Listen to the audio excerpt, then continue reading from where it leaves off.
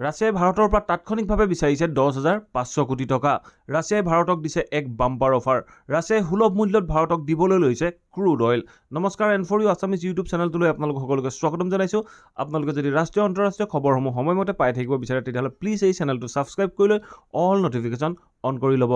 আহক এতিয়া খবৰ দুটা জানি লওঁ। ৰুছ প্ৰশাসনৰ ফালৰ পৰা ভাৰতৰ বাবে আহিল এক ডাঙৰ খবৰ। ৰুছ প্ৰশাসনে তাৎক্ষণিকভাৱে ভাৰতৰ পৰা বিচাৰিছে 10,500 কোটি টকা। ঋণ হিচাপে নহয়। ভাৰতে বিভিন্ন সময়ত ৰাছিয়া প্ৰশাসনৰ পৰা বিভিন্ন ধৰণৰ অস্ত্ৰ শস্ত্ৰ ক্ৰয় কৰিছিল আৰু এই অস্ত্ৰ শস্ত্ৰৰ মূল্য ভাৰতে 10,500 কোটি টকা ৰুছ প্ৰশাসনক দিবলৈ আছে। ভাৰতে এই পৰিমাণ পৰিশোধ কৰিবলৈ তৈয়াৰ হৈ আছে যদিও ভাৰতে কেনেদৰে এই পৰিমাণ পৰিশোধ কৰিব তাৰ কোনো ৰাস্তা পোৱা নাই। ইউক্ৰেইন আৰু ৰাছিয়াৰ যুদ্ধৰ সময়ত ৰাছিয়াক বিভিন্ন দেশে বিভিন্ন প্ৰতিবন্ধকতা লগাইছে আৰু ৰাছিয়াক ছুইফ্ট কোডৰ পৰাও বাহিৰ কৰিছে। গতিকে ভাৰতে ৰাছিয়াক ডলাৰ ছিষ্টেমত পে'মেণ্ট কৰিব নোৱাৰে। বিভিন্ন লোকে মত পোষণ কৰিছে যে ৰাছিয়াই চাইনাৰ ইউৱান কাৰেঞ্চিক একচেপ্ট কৰিব, কিন্তু ভাৰতে কেতিয়াও চাইনাৰ ইউৱান কাৰেঞ্চিক পে'মেণ্ট মেথড হিচাপে একচেপ্ট নকৰে। ৰাছিয়াক বিভিন্ন দেশৰ বেংকিং ছিষ্টেম আৰু ছুইফ্ট কোডৰ পৰা বাহিৰ কৰি দিয়াৰ ফলত ৰাছিয়াক এই পে'মেণ্ট কৰাত ভাৰতৰ যথেষ্ট অসুবিধা হৈছে। অৱশেষত ভাৰতে হয়তো ভাৰতীয় কাৰেঞ্চিৰ ৰুপি আৰু ৰাছিয়াৰ কাৰেঞ্চিৰ ৰুবেলৰ মেথডত পে'মেণ্ট কৰিব। ৰাছিয়াই ক্ৰুড অইলক লৈ ভাৰতক দিলে এক বাম্পাৰ অফাৰ। ৰাছিয়া ইউক্ৰেইনৰ যুদ্ধৰ সময়ত প্ৰতি বেৰেল ক্ৰুড অইলৰ দাম $110 পৰা $120 পৰ্যন্ত হৈছিল। সেই সময়ত ৰাছিয়াই ভাৰতক 25% ডিছকাউণ্টত ক্ৰুড অইল প্ৰদান কৰিছিল। ৰাছিয়াই এতিয়া ক্ৰুড অইলক লৈ যি অফাৰ ভাৰতক দিছে, এই অফাৰৰ মতে প্ৰতি বেৰেল ক্ৰুড অইলৰ দাম ৰাছিয়াই $35 পৰ্যন্ত কম কৰি দিব।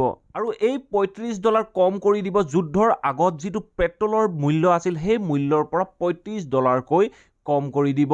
যুদ্ধৰ আগত প্ৰতি বেৰেল পেট্ৰলৰ দাম আছিল $70 পৰা $75 প্ৰতি বেৰেলত। ৰাছিয়া ইউক্ৰেইন যুদ্ধৰ আগত পেট্ৰলৰ মূল্য যি আছিল সেই মূল্যৰ পৰা যদি $35কৈ কমাই ধৰা হয়, তেনে ক্ষেত্ৰত ভাৰতে ৰাছিয়াৰ পৰা পেট্ৰল পাব প্ৰতি বেৰেলত $35 পৰা $40।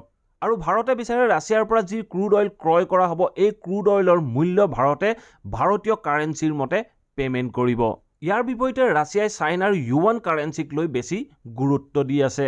কাৰণ ৰাছিয়াৰ বহুতো প্ৰডাক্ট চাইনাত উৎপাদন কৰা হয় আৰু চাইনাই এই প্ৰডাক্টবোৰ এক্সপৰ্ট কৰে ৰাছিয়ালৈ।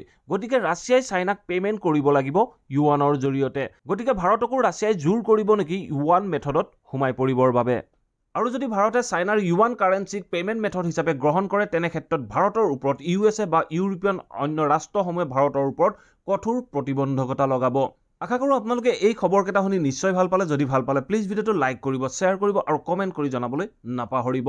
আৰু যদি চেনেলটো ছাবস্ক্ৰাইব কৰা নাই প্লিজ ছাবস্ক্ৰাইব কৰি লৈ অল নটিফিকেশ্যন অন কৰি ল'ব। ধন্যবাদ।